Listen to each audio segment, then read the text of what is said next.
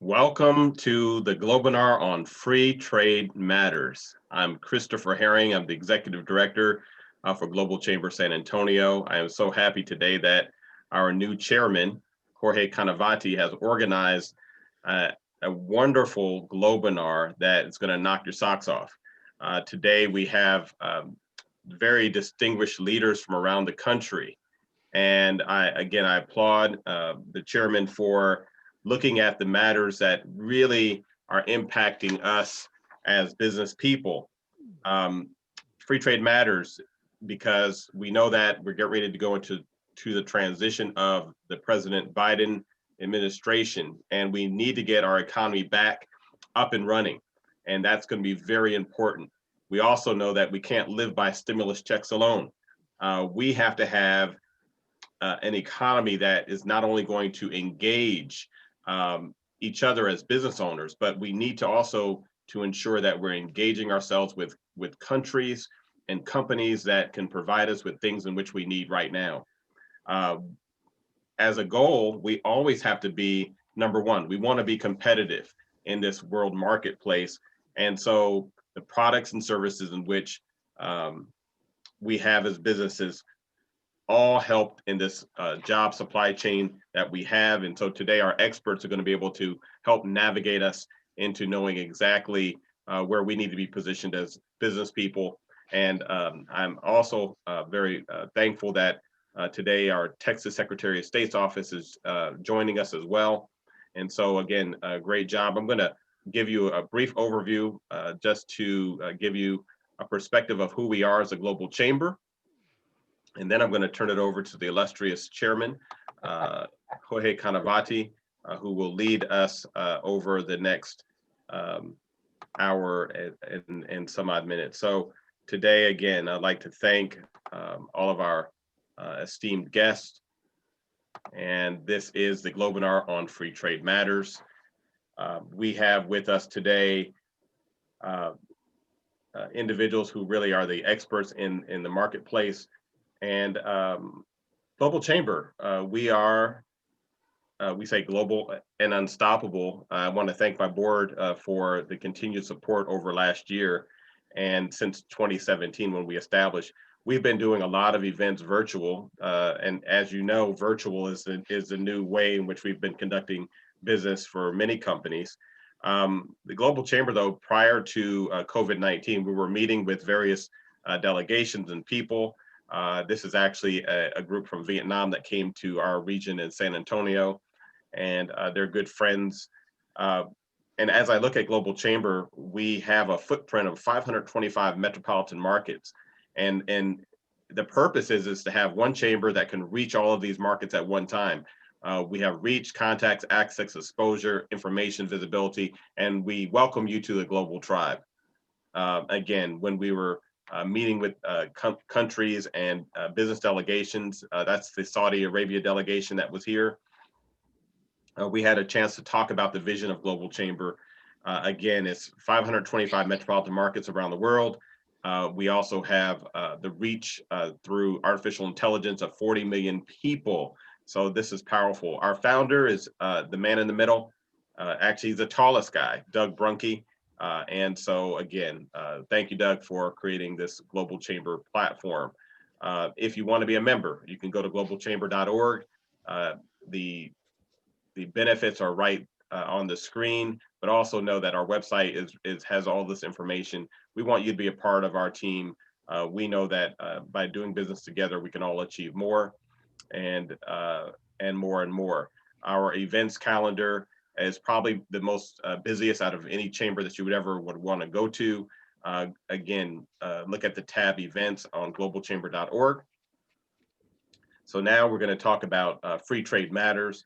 And I'd like to thank the sponsors and the collaborators, the City of San Antonio, the San Antonio Economic Development Foundation, Passport San Antonio. I'm going to leave the last two for our chairman, but I do want to say thank you to Jan Gold of the Americans for Free Trade and John Gold, Americans for Free Trade, and the National Retail Federation, Robert Barnett with Cacheaux, Cavazos, and Newton Law Firm, Miriam Nami with the same law firm, Cacheaux, Cavazos, and Newton, and Angela Hoffman, who represents Farmers for Free Trade.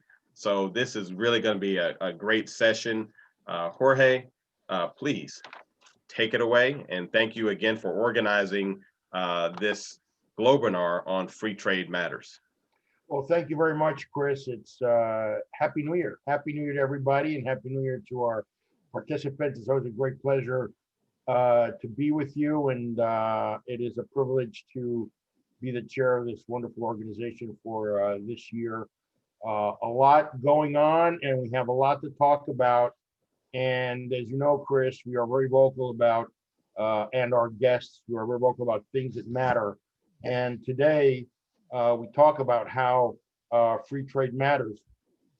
Free trade, of course, is what we know, and the movement of the free movement of goods, people, and ideas. And trade growth is what causes economic prosperity. This is not a theory. This is a fact. So, as Chris mentioned, the idea to organize this informative session is to share with you, our participants, our listeners, what this is about and why this is important to our economy, our country, our relationship with other countries, and how trade works and how it connects us as a world, as a global community. So it is my privilege to introduce a person that I admire very much, and who's a wonderful soldier of free trade, an important player in this world, John Gold, who is with the National Retailers Federation of the United States, and he's going to talk to us, give us a perspective on how trade works, how it functions, and John, the floor is yours. Great, Jorge, thank you very much. I think we can get the PowerPoint up. Yes. Cesar is going to bring the PowerPoint up. Great. Well, I want to thank you for the opportunity, the opportunity to address the Globinar today. Want to spend a little bit of time talking about some of the key trade issues that we see in front of us. I think we need to spend a little time looking back at what's happened over the past few years, and then try and figure out kind of where do we go from here with the new administration coming in. So we can go to the next slide, please. And then we can go to the next one. So just real quick about National Retail Federation, who we are. We're the world's largest retail trade association. We pretty much represent everybody along the retail chain, from the small mom and pop shops to the large format big box stores, online retailers, chain restaurants, and everybody in between. So hopefully, while all of you were out doing your holiday shopping, hopefully you're doing that a lot. I thank you for that. You were shopping at one of NRF's members. For those who might not know that, retail is the nation's largest private sector employer. We represent 52 million working Americans, both directly and indirectly. It's 1 in 4 U.S. jobs that are associated with retail. It's not just who you see in the store, but it's everybody behind the scenes that helps make the operation go, including all the folks within the global value chain that are so invaluable to helping the U.S. economy go. And the retail sector as a whole contributes $3.9 trillion annually to the GDP. So, for us, retail, helps make the economy go. And we, again, thank all of you for your continued support for the retail industry, and hopefully you will continue to do that, because that is going to what helps make us go. So next slide, please. So, trade has certainly been a challenge over the past few years. As one of a quote-unquote trade geeks, we always wanted trade to be in the spotlight, but wanted it to be in a more positive way, talking about free trade agreements and opening up markets and the ability to have U.S. goods sold overseas, but also keep the U.S. market open for imports, which are so needed to help drive the economy. Certainly has been a little bit different under this administration, where we've seen more focus on enforcement actions for a variety of reasons. That certainly has challenged the economy, both imports and exports. So next slide, please. So just want to talk about a couple of key issues that we've been focusing in on, and obviously a lot of these are going to apply to the next administration as well, because this is going to be left for the Biden administration to deal with and resolve. The biggest issue obviously has been the China 301 tariffs. Those do remain in place. We have opposed those tariffs from the outset. I think we all agree, China certainly has been a bad actor when it comes to, key issues on, trade theft, protection, and things like that. But, for us, we don't think tariffs are the answer. And we certainly should not have gone this alone. And I'll get into this in a little bit, the coalition that we formed to push back on this, but the China tariffs really have been detrimental to the U.S. economy and continue to be. Unfortunately, as we enter 2021, the exclusions that had previously been granted to a number of companies have expired. To date, USTR has not indicated any kind of renewal for those exclusions. There were some that were granted for PPE at the end of the year, which is nice, but those are only granted until the end of March. From our perspective, those should be indefinite until we get through the pandemic. Companies shouldn't have to go through the hurdle of trying to figure out how to do an exclusion and whether or not there's actually going to be a process to do an exclusion renewal. It's still a question. It's great that we got the phase one deal done last year, but again, the majority of the tariffs remained in place, and we still didn't address the key structural issues that we have with China to push to a phase two deal. We certainly hope this administration is going to take the next step and reassess where we are in the China relationship and the China tariffs. It's not just China tariffs we've been dealing with. The steel and aluminum tariffs, which were launched early on, which have been applied to majority of our allies. Those who we want to have partner with us to go after China has been a challenge. They certainly haven't helped the steel or aluminum industries. It's raised costs for a lot of folks. Even for my members, the tariffs have raised costs. And it's not just on the goods that they sell, but for those that wanted to make investments in their stores, build new distribution centers. Those all are made from steel and aluminum, and that all costs additional money. Folks that had planned for this that now had an additional bill of $500,000 that they had to put on hold because of this. So we don't do enough to look at the downstream impact of the tariffs to understand what the impact is going to be. And I think, first and foremost, we need to recognize that a tariff is a tax. It is a tax that is paid by the U.S. importer. It is not paid by the foreign country. It is not paid by the foreign vendor, the foreign company. It is paid by the U.S. company and is then unfortunately passed along to the consumer most of the time. So in addition to the steel and aluminum tariffs, we've got the ongoing dispute, the large civil aircraft dispute with the EU, the battle between Airbus and Boeing. We have the digital services taxes that are ongoing. We certainly oppose DSTs overseas. USTR just announced a little while ago they were postponing the tariffs that were supposed to be applied on French imports. They were supposed to take effect yesterday, but we certainly want to see continued negotiations with the OECD to address the DST issue. We think it's incredibly important to address that going forwards. And then obviously we have a new 3-1 investigation on Vietnam, looking at the issues of illegal timber and currency valuation. Chris, I was happy to see the picture you had of Vietnam delegation that you guys met with early on. But this is a huge issue that a lot of people are very concerned with. Obviously, one of the results of the ongoing China trade war has been the shift of supply chains out of China, and Vietnam has been, kind of country of choice for a lot of companies, especially for a lot of my members when you look at things like apparel, footwear, furniture, and other goods for a variety of reasons. And now we're looking at the potential, the rumor is 25% tariffs across the board because of currency.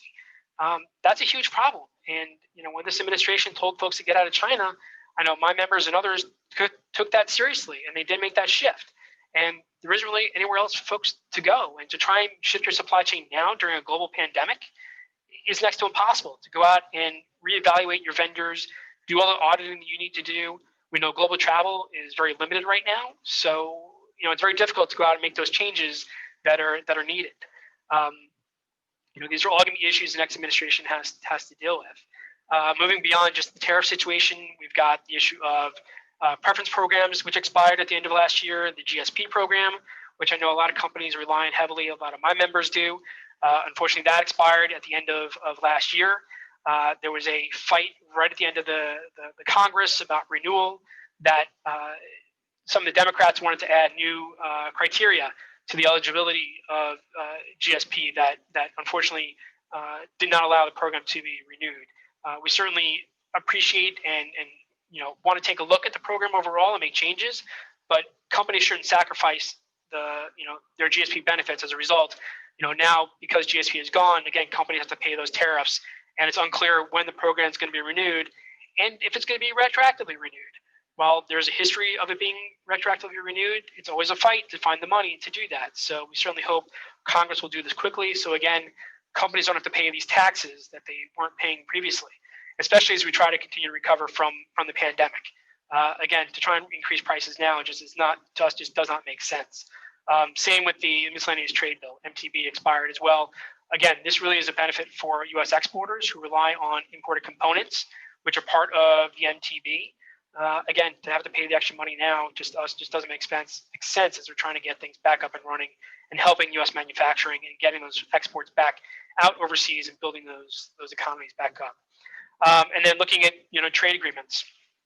Well, the incoming President-elect Biden has said that he's going to hold on any free trade agreements going forwards. We certainly think trade needs to be part of the debate as we're looking at how do we get the domestic economy back up and going. Again, we can't do everything here on our own. We've got to have the open markets overseas to do that. And in order to do that, we've got to have free trade agreements going forwards. Part of that is going to be a renewal of Trade Promotion Authority. That's always a big fight, and I think it's going to be a bigger fight this year with the new Congress, just looking at the makeup of what Congress is going to be and how TPA is going to work. But you've got some ongoing negotiations under President Trump with the UK and the EU. Unclear what's going to happen with those in the next administration, and whether or not we're going to launch new negotiations as well. Obviously, there's going to a lot of call for us to get back into what was the TPP. We certainly think that was a big mistake to drop out when President Trump took office 4 years ago. I think we certainly lost some leadership ability within the region by doing that.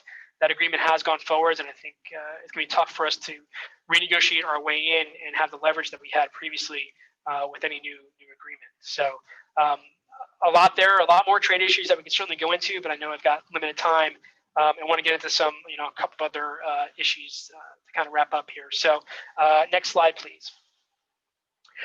From our perspective, we've always been concerned about the trade war, and early on, we were out in front talking about what this would mean for U.S. businesses and U.S. families. Again, the recognition that a tariff is a tax that gets passed along to the U.S. consumer is incredibly important. Next slide, please.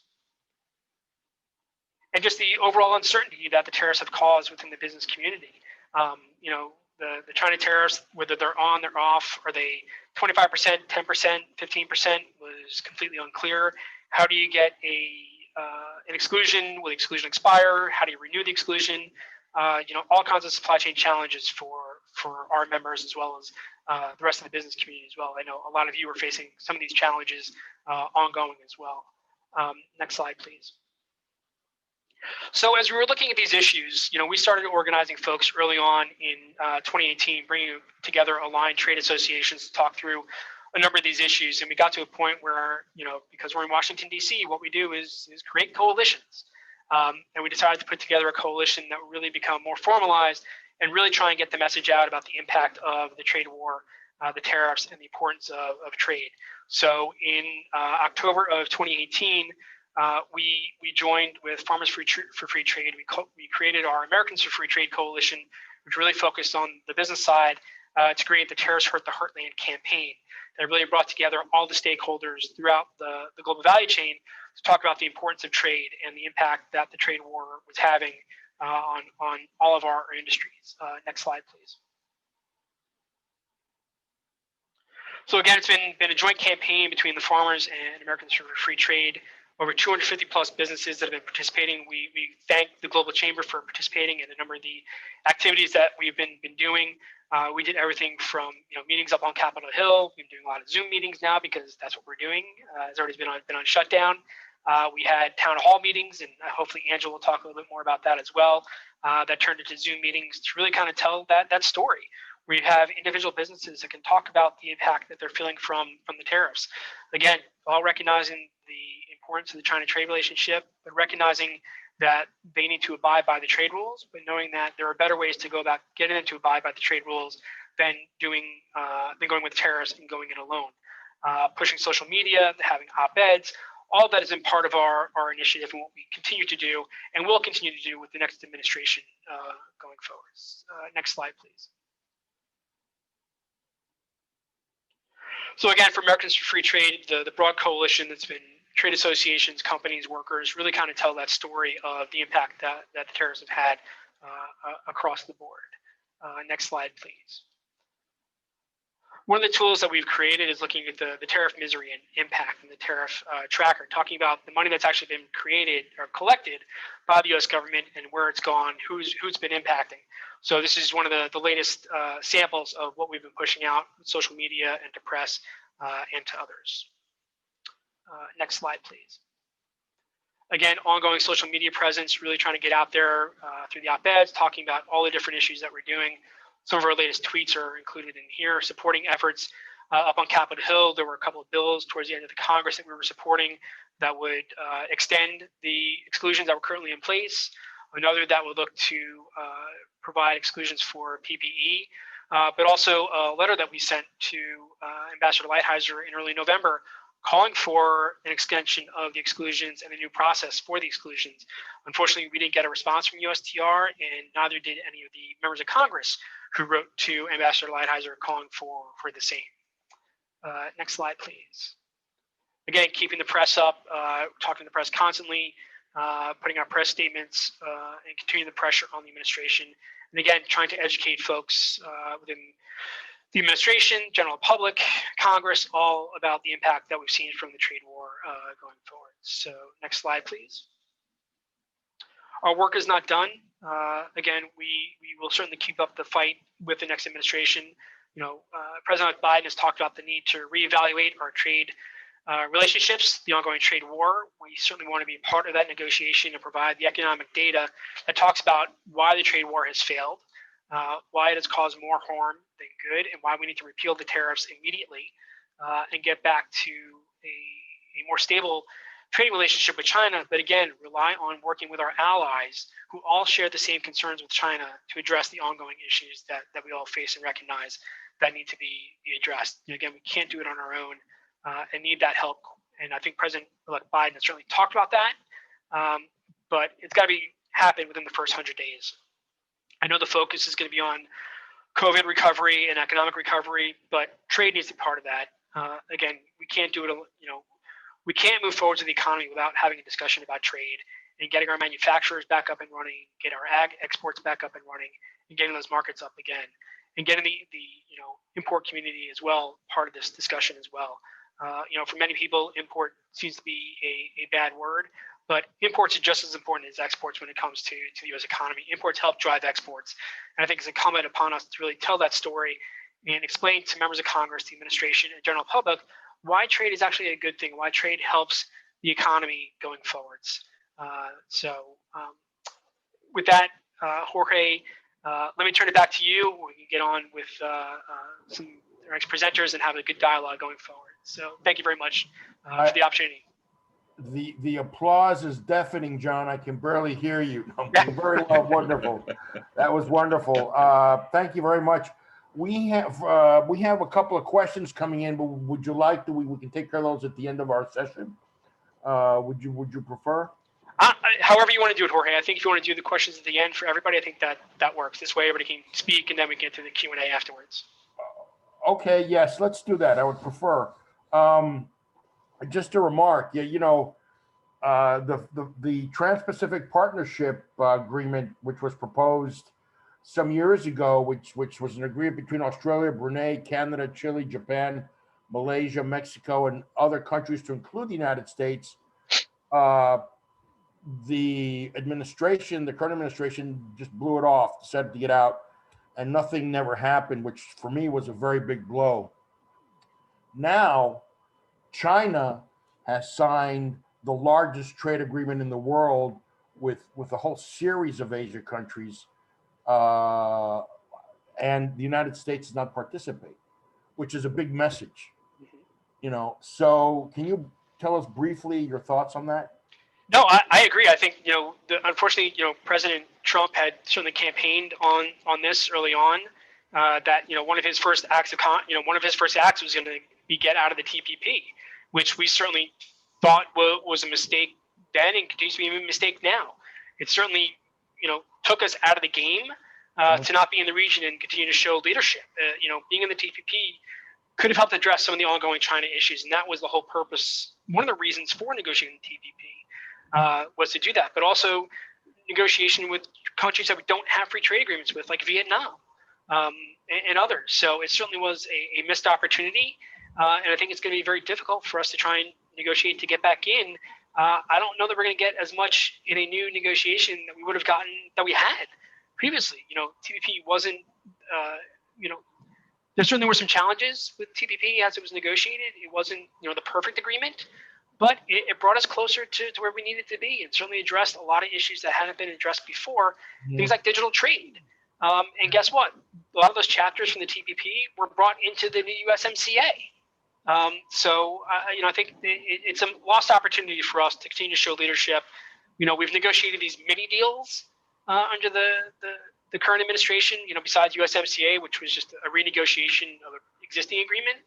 But we haven't seen a whole lot of progress on a really kind of futuristic negotiation with countries where we need to be. So, but like you noted, the rest of the world has continued with free trade agreements, and we've been left on the sidelines. Yes, that's, I don't know, that's not good at all, but thank you so much, John. That was a wonderful presentation, and thank you for your remarks. I need to recognize, if I may, the National Importers and Exporters Association of Mexico, which is one of our sponsors on YERM. They are listening in live from Mexico City. And of course, San Antonio's own empresarios, the AEM, the Mexico Business Council here in San Antonio, and our dear friend David Zapata, who is with the Secretary of State of Texas. Welcome, special welcome to David and our sister organizations. Well, it is now my privilege to introduce a person I admire very much, Angela Hoffman from Farmers for Free Trade. Angela will put in perspective, for sure, the free trade advantages and the disadvantages of tariffs for the farming industry in the United States, which is export is key to the United States and to our farmers. Angela, please. Thank you for being with us. Thanks, Jorge. Thanks so much for the opportunity to be here. And it's a great pleasure to talk about ag trade and why it's so important. And just to tee off after your question, and we'll get the deck pulled up here, Farmers for Free Trade really launched after the U.S. withdrew from the TPP. And there was a sudden realization that the politics of trade had sort of muddled the messaging around trade. And we needed to make sure that people knew just how much our farmers, ranchers, small businesses, entrepreneurs benefited from trade. So if we can get the first slide up, I'll tell you a little bit about who we are.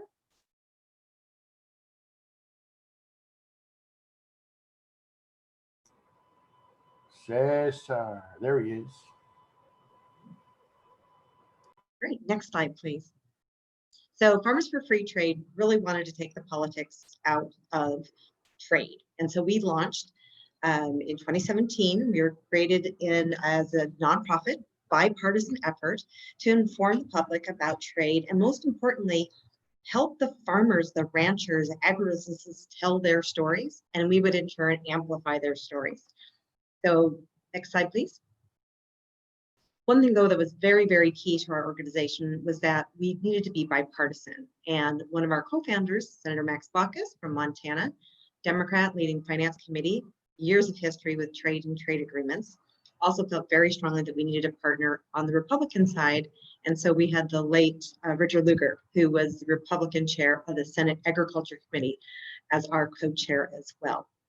And we felt that it would be important, again, to work on a bipartisan basis, take the politic out of trade, and really look at the real stories. So our organization represents just about every ag commodity group there is, as well as other agribusinesses. But some of the highlights include our Farm Bureau Federation, the soybean, the American Meat Institute, wheat growers, grain growers, corn growers, apple growers, dairy and milk, just to name a few. So we cover a lot of these commodity groups. Now, what makes them important? Well, next slide, please.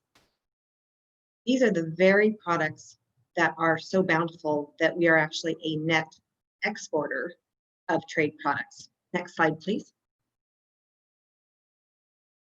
And next slide, please. So we talk about U.S. agriculture and free trade, and I'm going to go a little bit back to give a little bit of a context to this, just as John did. But traditionally, U.S. agriculture is the most productive in the world. We've exported over 129 billion worth of products in 2016. We have had and have enjoyed trade surpluses. Yes, we hear a lot about trade deficits, but ag enjoys a trade surplus of over $20 billion. We account for over 20% of farm revenue. And this is really important because the dollars made on the farm are then, they go downtown. And as you know, John, Main Street, rural America spends their dollars. They work with the implement dealer, they work with ag equipment. So those dollars are really spread across the board. But they've been in a situation where these trade disputes and the trade war has been absolutely devastating to our industry for the past 4 years. Next slide, please. So I illustrate this because, again, this talk about trade, we hear a lot about what are the problems of trade. Well, this chart shows just how much U.S. agriculture has benefited from new trade agreements. Again, we're net exporters. We cannot possibly eat all of the great products we make here in the United States. We need those customers around the world. And so the partners that we've achieved under our free trade agreements, our bilateral, our regional trade agreements, and our multilateral agreements have certainly made us very competitive. They've also helped us reduce a number of the barriers, not just on tariffs and the cost of products, but also reducing things like sanitary and phytosanitary barriers, those labeling, inspections, other things that really keep our products out of the market, and unfortunately give some of our key competitors like the Brazilians, the Europeans, the Australians, access to those key markets. Next slide, please. I'm going to give you a highlight of our top 5 countries and why they're important. And yes, sort of the trade data is lagging a little bit in timing, but I'm going to talk about why this is so important. So most recently, our #1 partner has been Canada. And the US has shared a very long relationship with both Canada and Mexico under the Nafta since 1992. And as John mentioned, we have had a great opportunity to upgrade this agreement. We'll talk about it in a few minutes. But keep in mind, Canada's our #1 partner. That's not just for agriculture products, it's for manufacturing products, it's airplane parts, it's just about everything under the sun. And they will continue to be our strongest partner, $20 billion. Next slide, please. #2 is Mexico. So certainly our NAFTA is important to us. Our now Usmca comes in at just under $20 billion. Mexico continues to be our strongest growth market. And as you know, certainly sitting in San Antonio and Texas, the #1 trading partner coming from the region also supports many, many jobs from distribution, wholesale, customs, logistics, and more. Next slide, please. China is #3. Now, this is actually down, and I'm going to tell you how significantly down. 3 years ago, China was actually over $20 billion. China was our #1 market for ag exports, and that included pork and soybean and apples and products that we'd worked for decades to open the markets. I'm from Montana, and it took us decades, literally, to open up the Pacific Northwest to our wheat exports, which for my state included about $60 million worth of exports annually. A huge shift, a huge opportunity. But now China's fallen to #3, and we're going to talk about why that has happened momentarily. Next slide. And then the European Union, a critical trading partner. And yes, they have a lot of production agriculture as well, but there is a recognized value in the US products that are exported to the European Union, making them our #4 trading partner, just under $12 billion. Next slide, please. And then Japan rounds it out at #5. So Japan is a continued huge opportunity for our products. A tremendous amount of the product goes out of the Pacific Northwest, keeping our ports and rail and shipping lines moving as well. Japan also really likes the high quality of our goods and services. So we continue to see Japan as an opportunity for growth and a very strong market in the future. Next slide, please. So why did I want to share those slides? And we touched on it, Jorge, you started this off with the Trans-Pacific Partnership. You know, there was a huge opportunity to open more of these markets and also harmonize the markets in these countries. As I mentioned there, Canada and Mexico, well, guess what? A lot of Canada and Mexico was modernized through the Trans-Pacific Partnership. Fortunately, we converted that into our discussions around the USMCA, but we lost and went backwards in gaining market access to critically important markets, that number 5, Japan, in the context of the TPP, while other competitors in the region have moved forward. And yes, we've talked about the RCEP recently signed.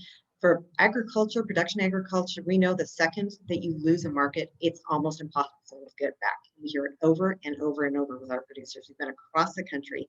Once you lose a market, it's hard to get it back. It's all about trust, relationships, and a strong, solid, dependable supply chain. Next slide, please. So I'm going to keep talking a little bit about NAFTA. And yes, I realize we're now the USMCA. It doesn't quite roll off the tongue as much, but the NAFTA is very, very important. And the reason I lay this out is the second item on the agenda after the revocation of the US from the TPP was to withdraw from the NAFTA. There was suddenly an aha moment. What does this mean for our country? So we set out very early on to bring a spotlight and attention to what was happening on NAFTA. Next slide, please. So basically what would have happened if we withdrew from NAFTA would have been a reimposition of tariffs on our exports to Mexico.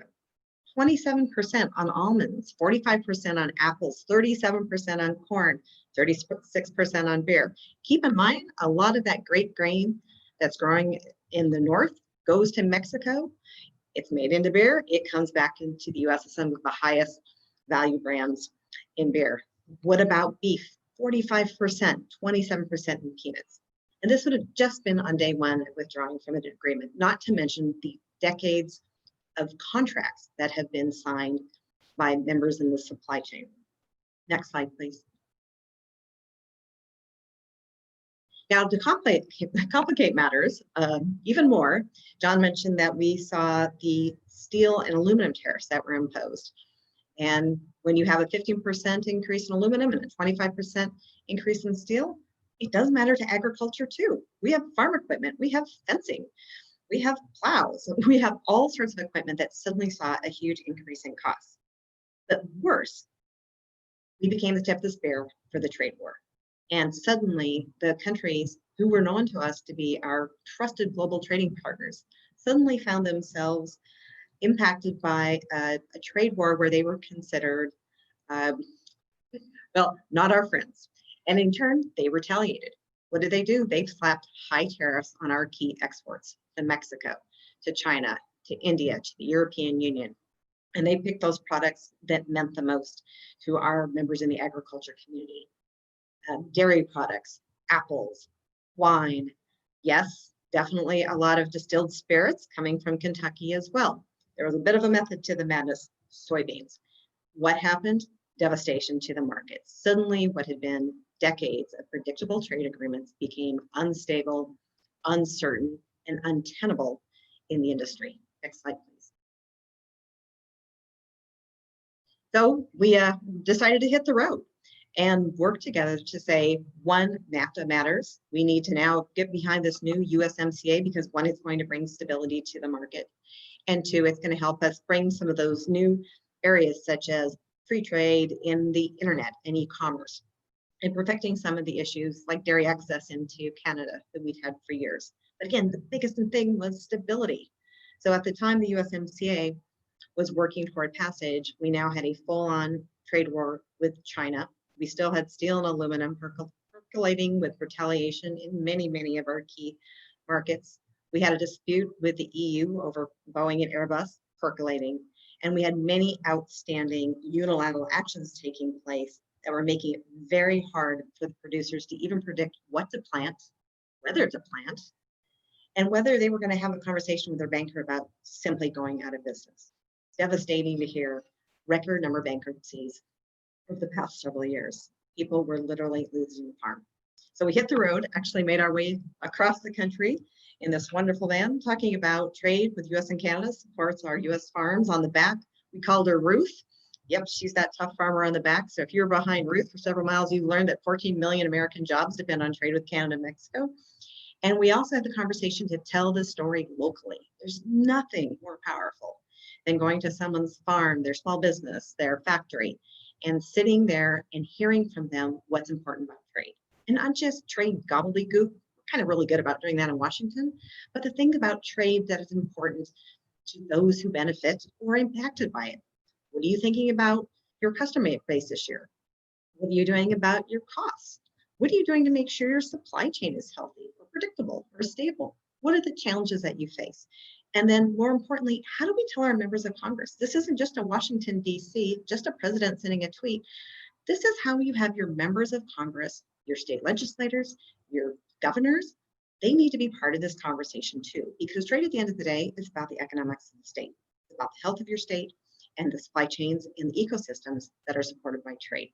So we did. We crossed the road, north, south, east, and west, about 24,000 miles, 100 plus stops. And yes, several stops all the way into San Antonio. We were there in the summer on about 112 degrees.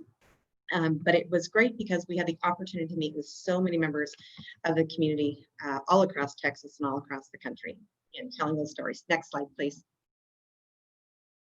And as John mentioned, we then launched the joint program on tariffs for the heartland because we realized and recognized that telling these stories of impact, of personal impact, was really the way to be able to sort of recalibrate and reset what was happening in terms of the trade policy that was being made, but also the members of Congress and local members who are getting involved. John and I have actually been in factories together. We've ridden bikes in some of the most interesting places because guess what? U.S. manufacturing of bikes relies on component parts. So you can save 150 jobs in South Carolina. And trade matters because it's a small business who is an entrepreneur who's been in business 40 years with her daughter in a baby product, suddenly lost $1 million. And it's the unintended consequences of these stories, such as why would you put a tariff on a baby crib or a bike helmet or a life jacket when these are the safety items that are needed? So these are the things we tried to really tell in the Tariffs for the Heartland campaign, not only the economic impact, but the unintended and personal stories, why it's important to have a conversation directly with constituents and communities all across the country. Next slide. Now, one thing I like to talk about in agriculture too, and I'll tell you, I've loved being outside of the Beltway. I joke with folks that most of the last several years I was more in boots than in a suit. And there's nothing better than being at some of these amazing agriculture events across the country. But the aha moment is they're talking about seeds as much as they are drones and fascinating new technology.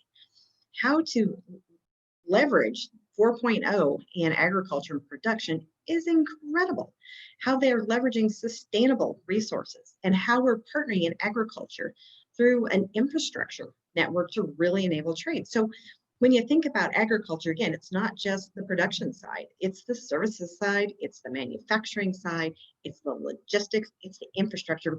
Quite frankly, it's also about rural broadband that will unlock the potential and benefits of trade. Next slide, please. And so typically, we would have been on the road, we would have been out in the fields, the Iowa State Fair, the Minnesota Farm Fest, yes, getting eaten alive by mosquitoes, down to Texas during the big Texas Festival with Farm Bureau and more.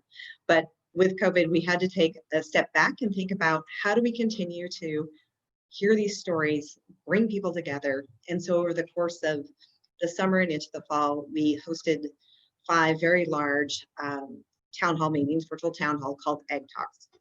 And 5 of these were hosted in Iowa, Minnesota, Michigan, Pennsylvania, and Wisconsin.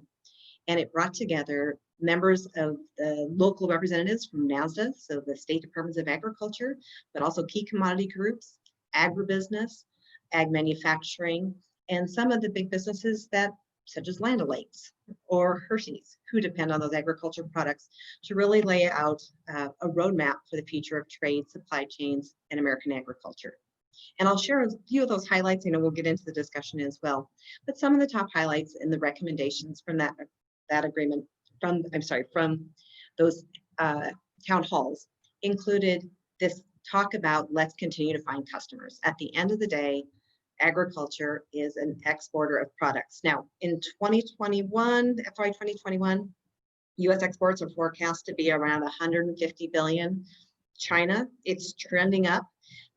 There was a commitment made by the Chinese in a phase 1 deal of the China agreement to purchase a lot of ag products. We're making our way through. Certain buys are happening, certainly soybeans, but we're not anywhere close to the massive purchases that have been promised, nor the traditional levels. So China will continue to be a huge opportunity moving forward. We've got to get that right. We've got to get these retaliatory tariffs off. We have to get the tariffs off. Number two, the commitment to look at re-entering the TPP and finding a place for us to regain our foothold for production, agriculture, and U.S. Manufacturing in the TPP.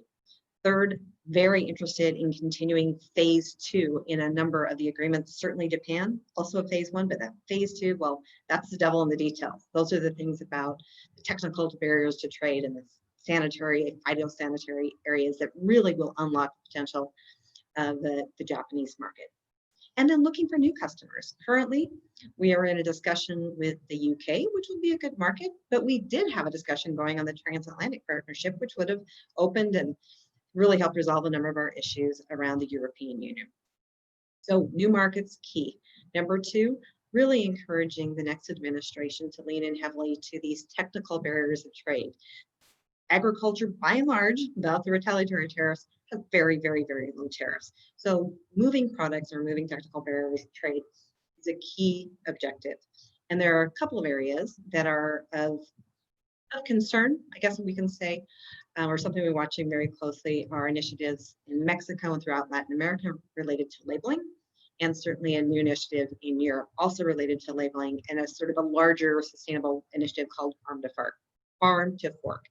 And those are both international opportunities for us to be part of shaping the dialogue and working together so we can all realize the benefit of those initiatives, not reacting.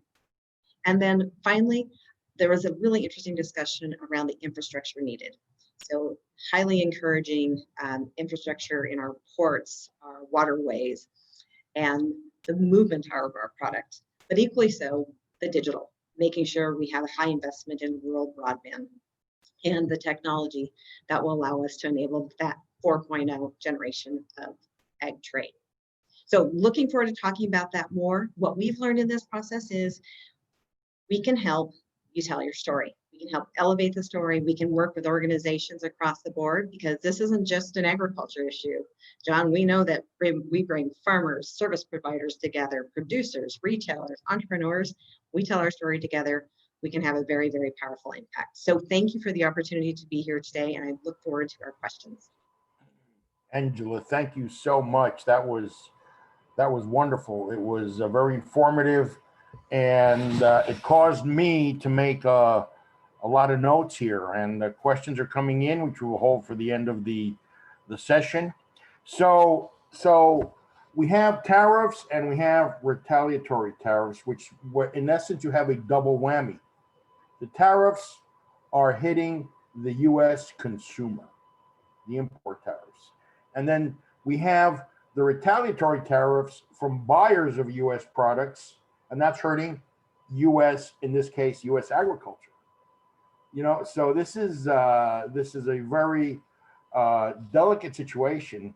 And you mentioned a lot about the jobs and the ports, which is one of my specialties. Of course, you know, imports, we have free trade and import. You can't export unless you import. It's this.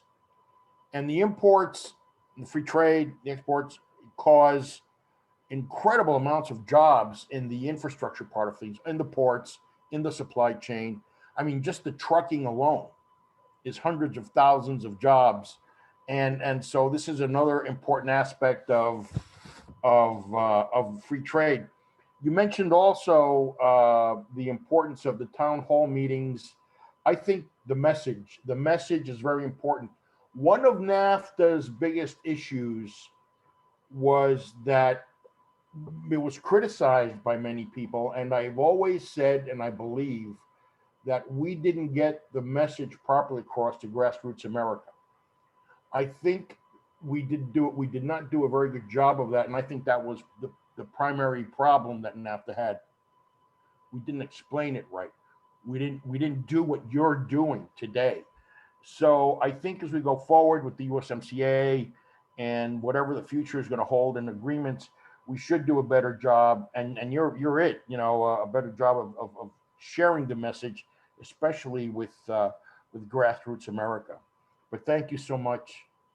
That was wonderful. And now, our dear friends from Cacheaux, Cavazos, and Newton. Rob, I will leave it up to you. My dear Rob is not only my dear friend, but Rob Barnett, but he's also mi abogánster. He's he's my attorney, and I appreciate him very much. And I also have a lot of respect and admiration for Miriam, a collaborator. So, Rob, I'll leave it up to you.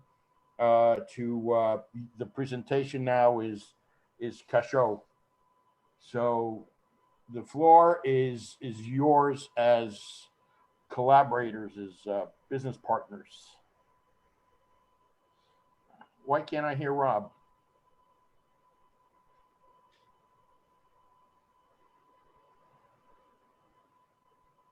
Okay.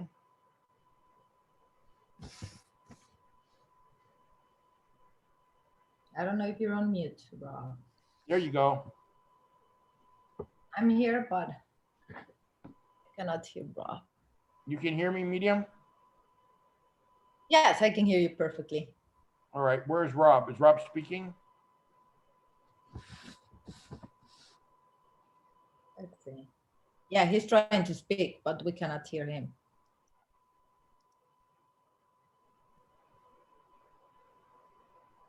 Okay. Otherwise, he'll have to come to my office, Rob. Rob, can you run over? Maybe if Rob comes, goes out of the Yeah. room and comes back in, maybe that will pick up his microphone. Okay. And in the meantime, maybe Jorge, you want to go over a couple of the questions. Yes, we can do that, of course. Miriam, why don't you try to get Rob to get to your office? I'll do that right now. And then in the meantime, we can go over some of the questions. This question, can everyone else hear us okay? Good. This question was directed to John in the beginning. And the question is, where should the trade priorities be for the Biden administration in 2021? The top 3 to 5 priorities. I mean, I think first of all, the top priority should be getting back out and establishing the U.S. as a leader in trade, and making sure our allies remain our allies. So to do that, let's get rid of the steel and aluminum tariffs to get our allies back on board. Let's address the China situation, but again, drop the tariffs and figure out a better way to address that. Let's get back and reestablish the WTO, which is critical. Right now, the WTO is basically on hold. We've killed the appellate body because we can't, we didn't agree on moving forward. We haven't agreed on a new WTO director. So I think those are kind of probably the top 3 right now that we need to do to reestablish leadership. But I think, again, look at the importance of trade to the global economy, to the U.S. economy, and why it's so important that we push trade, both imports and exports, as priorities for the COVID recovery as well. I think it's part of that. And again, looking at the COVID recovery, what are the things we need within the supply chain that we're not making here in the United States? There's a lot of focus on, making everything domestic. We can't make everything domestically. You just can't do it. So we've got to figure out what are the PPE products we need to continue, whether it's cleaning supplies, gowns, masks, the vaccines. I mean, all that stuff, we've got to continue to work with our trading partners on that. So I think, again, looking at all of those as some of the key priorities is what we would focus on. Jorge, can I add to that? Yes, please. Of course, everyone. This is open to everybody.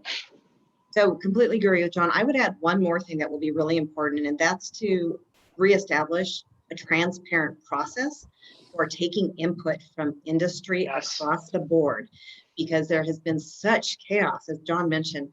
Will there be an exclusion process? Will there not? What will the tariffs be? How will they be determined? Who will be impacted? When will we be impacted? What will it be extended? And that has put so much pressure on these associations, farmers, and others. Imagine having a conversation with a banker and not knowing what you were going to plant, who you're going to plant, who your customers would be. And that has happened time after time and time again. So establishing a process that's consistent, transparent, reliable, and predictable will not only help back home to build some confidence back into trade, but certainly with our trading partners as well. And if I can add to that real quick, talk about reestablishing, I think reestablishing congressional authority over trade as well is going to be critical. I mean, that congressional authority has been lacking for the past 4 years. the Congress needs to step up and reassert itself when it comes to trade, especially on some of these, the tariff-related issues.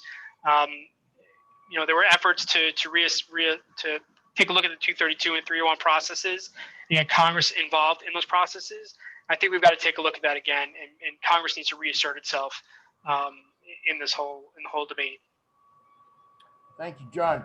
The next question is from our dear friend Sherry Delashaki, who's the Chief Protocol Officer for the City of San Antonio.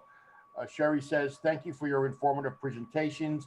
Recently, the North American Rebound Campaign has been launched, targeting chambers and business organizations in Canada and the United States. Have Americans for Free Trade and Farmers for Free Trade also signed on to the campaign? Can you offer any additional insights on this campaign from your perspective?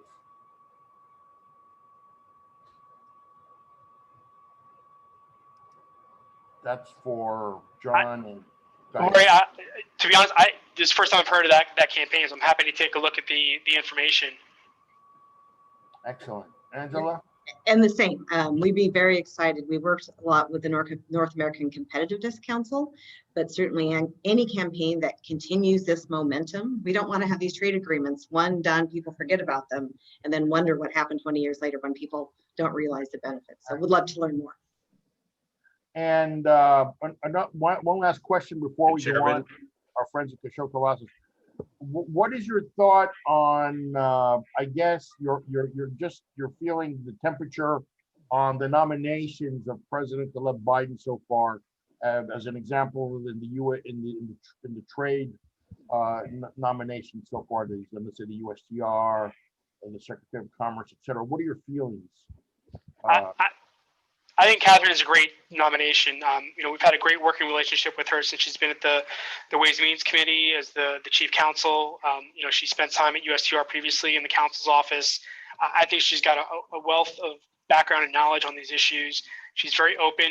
I think it's a fantastic choice, to be honest. I'm excited that she's a nomination, and that she knows these issues, and she knows how to deal with both sides and how to come to a good result going forward. So I think it's a fantastic choice from President-elect Biden. So we're excited.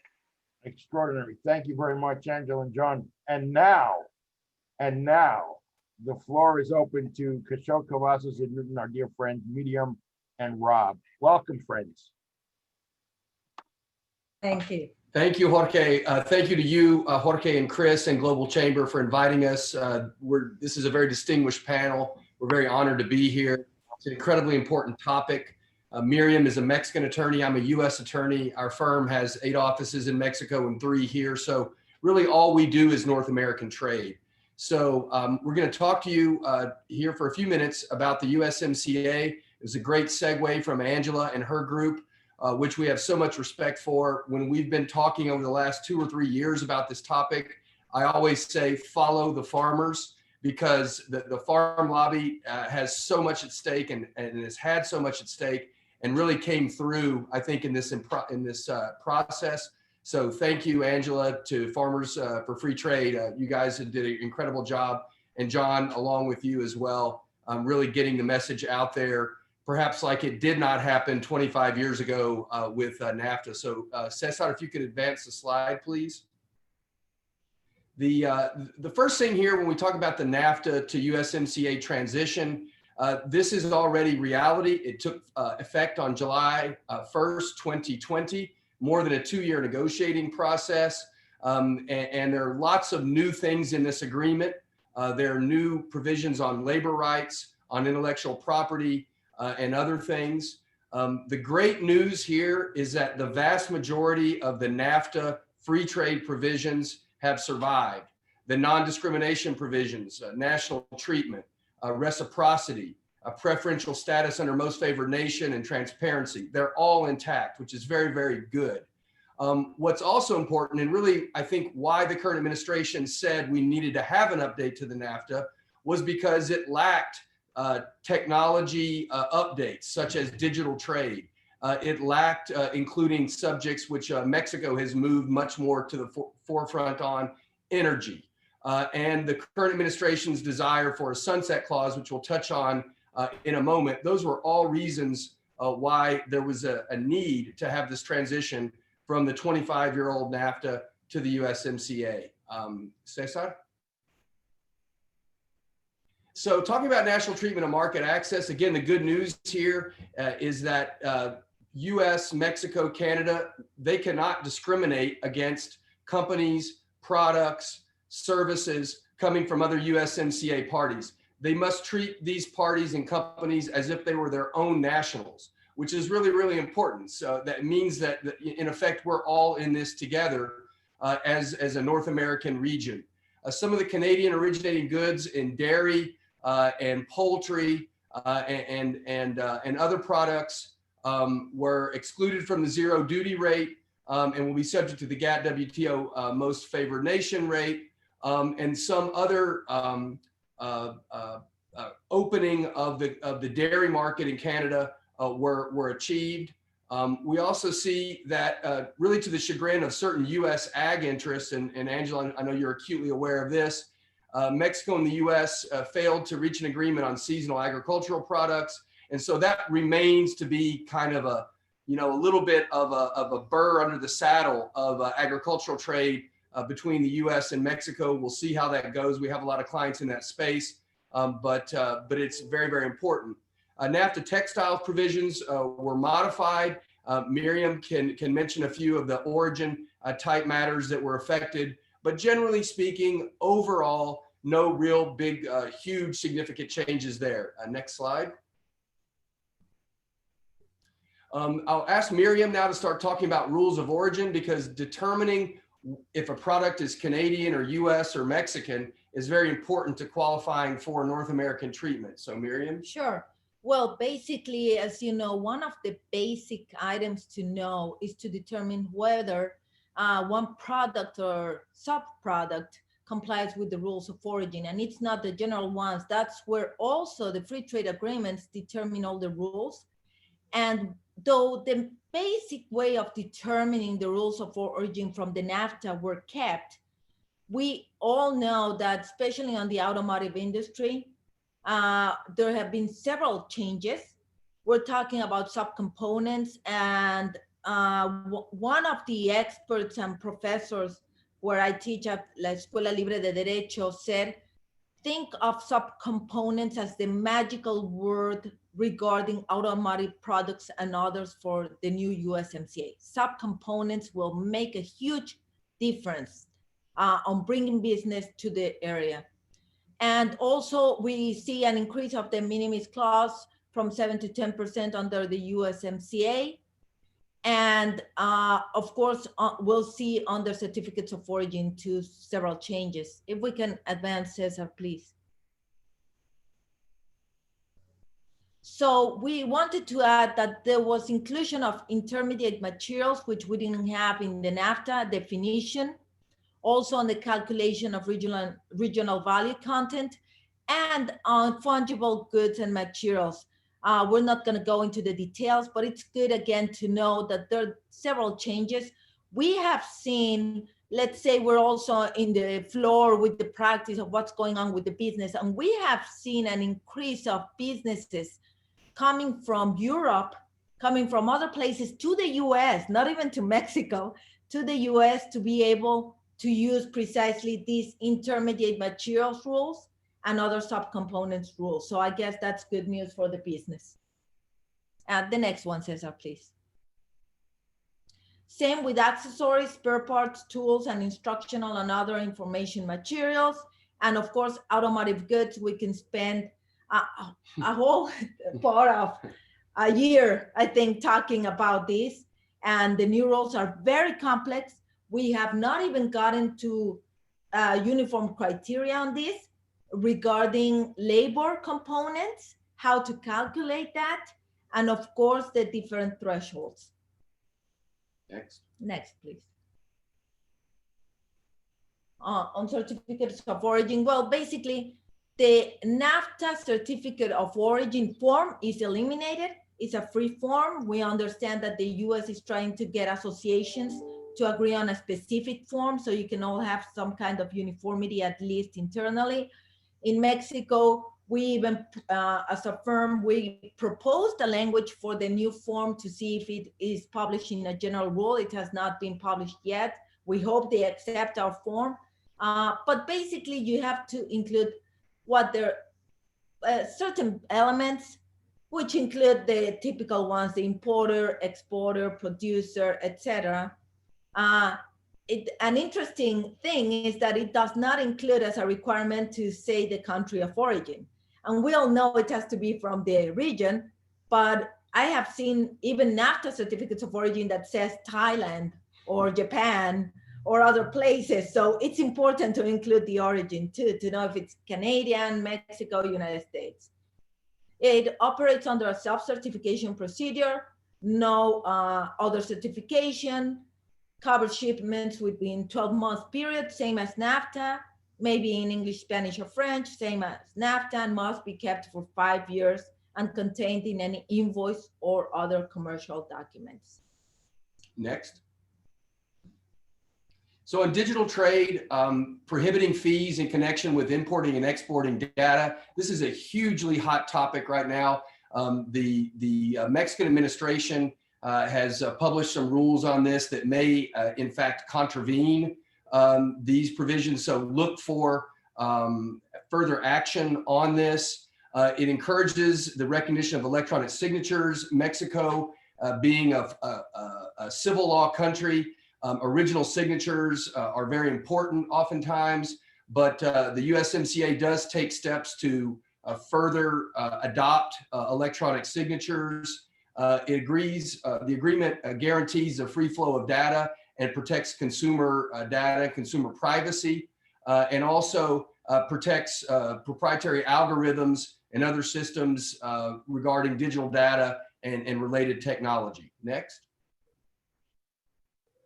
On intellectual property, both Canada and Mexico are going to need to update, and they have, in I think both cases, updated their domestic IP laws to bring those laws into consistency with the USMCA on intellectual property rights, extends the minimum copyright terms in Mexico to the lifetime of the author plus 70 years, which is the US standard, stringent standards on prohibiting parties from violating intellectual property rights and circumventing those rights, requires all three parties to sign on to these very, very important intellectual property conventions, the Paris Convention, which is patents, the Berne Convention on patent rights, and the Madrid Protocol, all of which are now grouped under the World Intellectual Property Organization, which is administered by the WTO.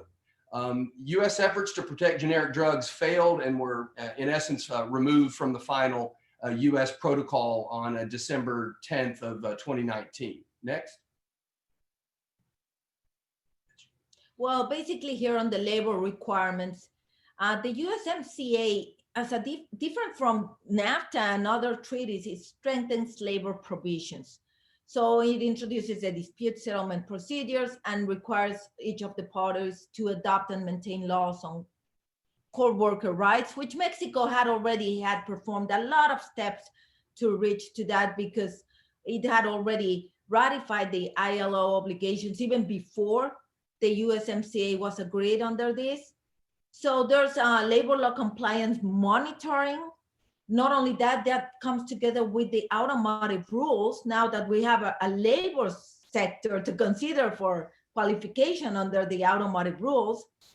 And again, the parties may not eliminate or diminish labor rights in any manner, which is really good, I think, considering what's going on in the world.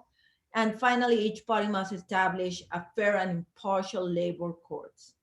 Yeah, so stay tuned on these labor issues because obviously U.S. labor groups are very interested in seeing that these aspects are fully implemented, particularly in Mexico.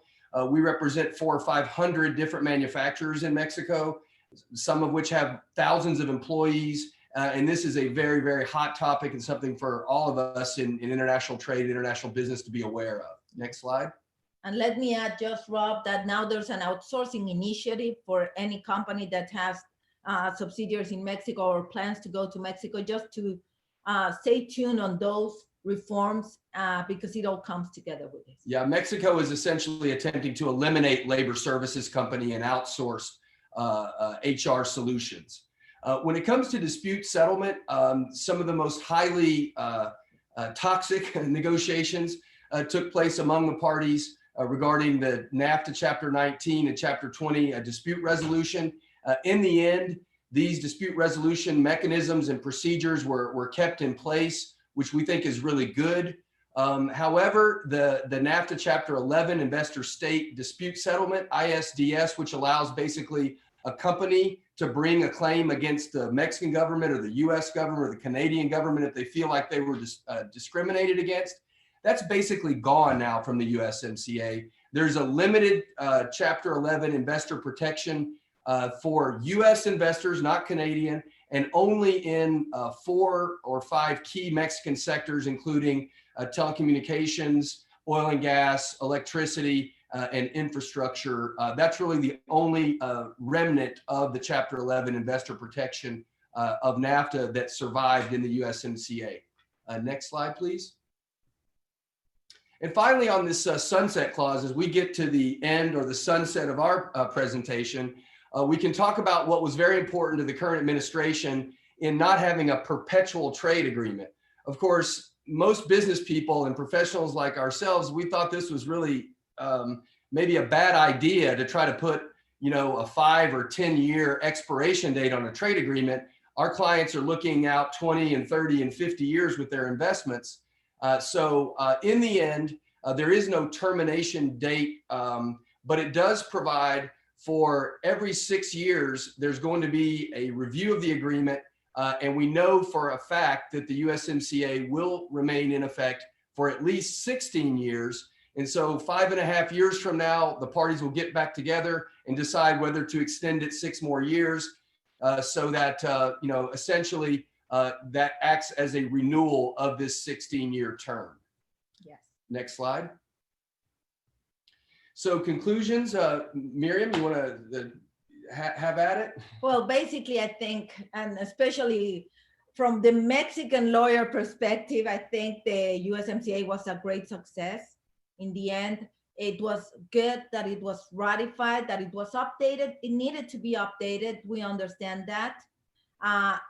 We've seen that it has created a lot of business. We are protecting our neighbors because we're neighbors. We're here to protect each other. We are here to trade with each other. So I think that it's, of course, this is a different year, or 2020 was a different year to consider what effects the new USMCA has had. We cannot evaluate those now, but I think in general, we have seen an increase in business and good opportunities, thankfully, because of this. Yeah, I agree, Nat. I agree, Miriam. What we're seeing here in South Texas, where Miriam and I are both located, particularly in the automotive sector, where we have Toyota, we have Caterpillar, we have ASIN, large automotive manufacturers and tier 1 and tier 2 suppliers. There's a real drive now for companies from all over the world to increase their North American content. And so that's great for North America. But what we're also seeing, I think, and this is a more macro view that I'll share with the group, and then I'll turn it back over to Jorge and the panel, is really a logical next step of regionalization. What Jorge was mentioning with the RCEP, the RCEP with China taking the lead on that, with what we've seen with Brexit and the EU now sort of consolidating there, what we're seeing in South America with consolidating sort of continental trade there. North America is truly becoming a 100% integrated market. And that regionalization is a trend that I think we can continue to expect to see for many years to come. Jorge? Thank you very much, Rob and Miriam. That was spectacular as always. It's always, every time, at least when I organize these events, I always love to have you on because of your vision and also for the discounts I get from the law firm. No, I'm kidding. But I thank you. Does anyone on the panel have any thoughts on the presentation from Miriam and Rob? we go forward. John, Angela? No, that was a great overview and great presentation. I mean, obviously the ongoing threats of tariffs to get Mexico and Canada to the table certainly, was tough for a lot of folks, not knowing if we're going to get that or not. But I think having the USMCA certainly is better than not having having no NAFTA at all. So I think we certainly applaud the administration for getting the deal done. It moved us forwards in a couple of areas, but unfortunately, I think it took us backwards in a couple of areas. Some of the updated rules of origin, it made it tougher to do things such as in the auto sector, even in textiles. It made the a little bit tougher, more difficult on rules of origin. So, if we're looking at negotiating free trade agreements, truly 21st century free trade agreements, we've got to look at how 21st century supply chain really works. So, especially for things like, apparel and textiles, we've got to get away from the traditional, how we did things 20 years ago or 30 years ago when NAFTA was first negotiated, the yarn forward rules of origin. We've got to get beyond that. So I think, that's where I think we think USMCA kind of failed a little bit. And where we hope, future negotiations will look at actually how 21st century supply chains really work, and the rules of origin will meet those needs in the future. Thank you, John. Angela, any other final thoughts? Well, I would just add on, it's such a relief, I think, to the agriculture industry to have a relationship back on track and have this deal done and take away a lot of that uncertainty we talked about. There's something interesting that is, though, that we're watching closely. Keep in mind that Mexico and Canada are still very actively also negotiating with other trading partners. Canada has implemented a trade agreement with Europe. Mexico is deeply involved in Asia and Europe. So they're still moving ahead. Again, they're part of the new TTIP, we're not.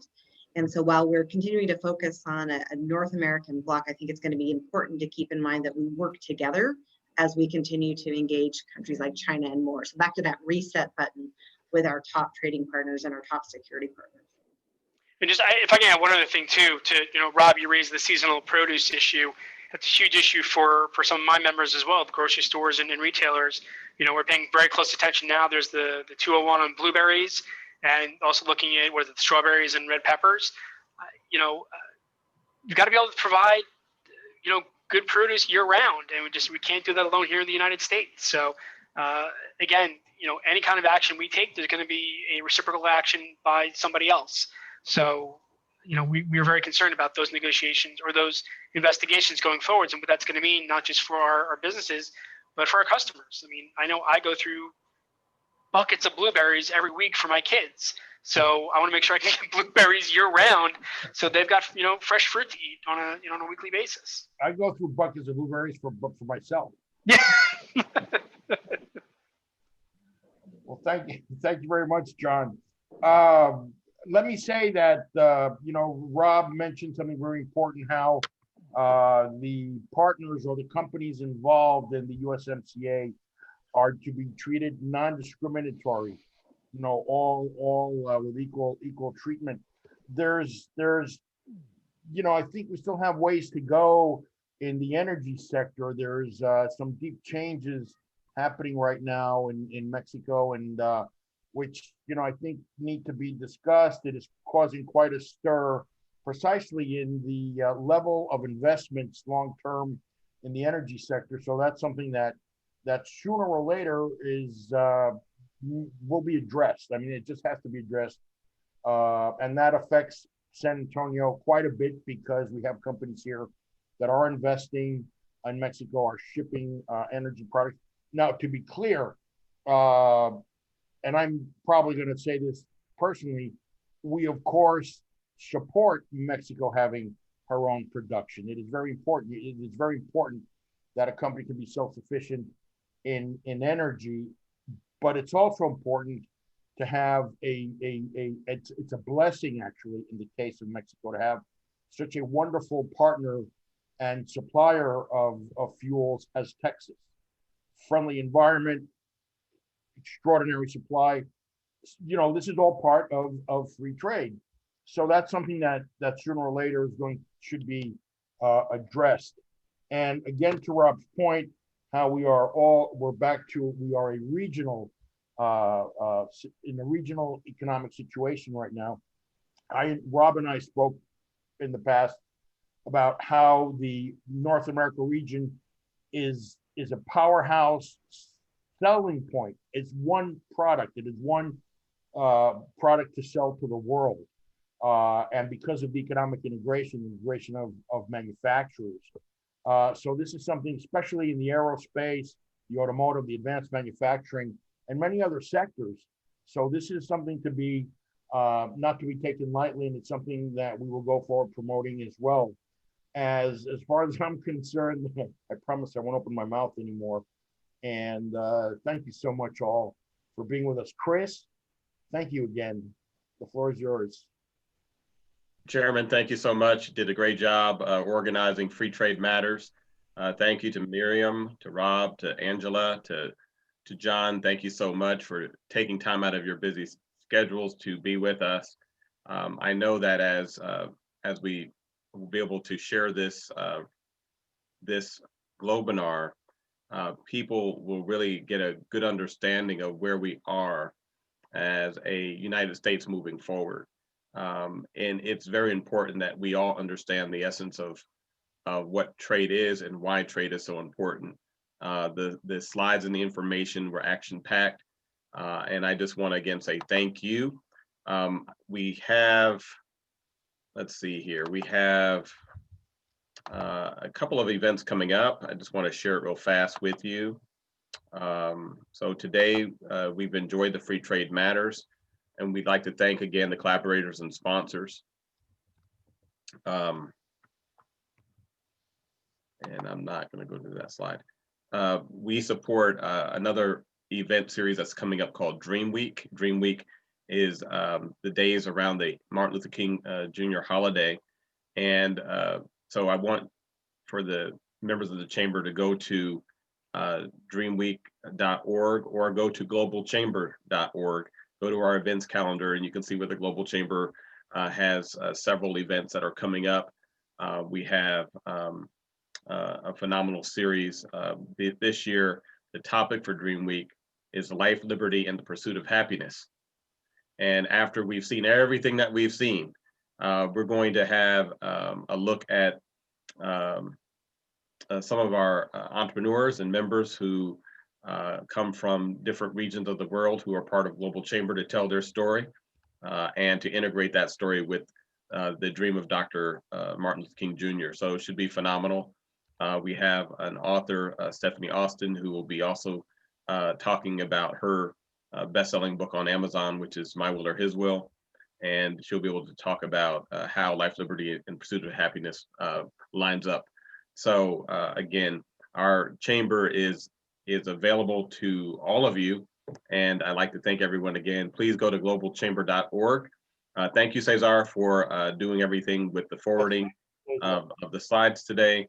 And again, we just like to thank you all. We'll be back with another great topic. And I want to say again, thank you, Chairman Canavati. You did a great job today. Appreciate you, Chris. Thank you so much. And thank everybody. And we look forward to this wonderful year we will have together. Thank you. Thank you. Thank you. Happy New Year. Thank you. New Year. Happy New Year.